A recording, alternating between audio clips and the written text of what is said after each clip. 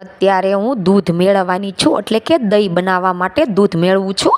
તો જુઓ, આ કાલે સાંજનું દૂધ હતું ફ્રીજમાં, તો મેં થોડું એવું ગરમ કરી લીધું છે, એટલે કે નવશેકું, જે આપણે નવશેકું કહીએ છીએ એવું ગરમ કર્યું છે. અને આ પવાલી છે તે દહીંવાળી જ છે.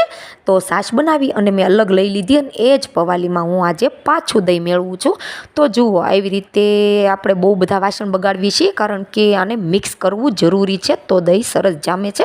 તો બહુ બધા વાસણ બગાડવા કરતાં આવી જ રીતે 2 વાસણ જે છે એમાં જ દૂધને 2 વાર હરફર કરીને મિક્સ કરી લઈએ, અને પછી ઢાંકી અને એવી જગ્યાએ મૂકી દેવાનું છે, તો દહીં સરસ એવું જામી જાય. તો ઘણા એવી રીતે મિક્સ નથી કરતા, ખાલી છાશનું ટીપું નાખી ઢાંકી અને મૂકી દે છે, તો દહીં બરાબર જામતુંય નથી, દહીંમાં પાણી થઈ જાય છે અને દહીં એકદમ પતલું જામે છે. તો આવી રીતે કરવાથી દહીં એકદમ સરસ રીતે જામીને તૈયાર થઈ જાય છે.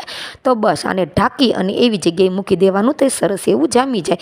તો બસ 8 થી 10 કલાકમાં દહીં એકદમ સરસ એવું જામી અને રેડી થઈ જાય છે. કેવી લાગી તમને આ ટ્રીક? મળીએ નેક્સ્ટ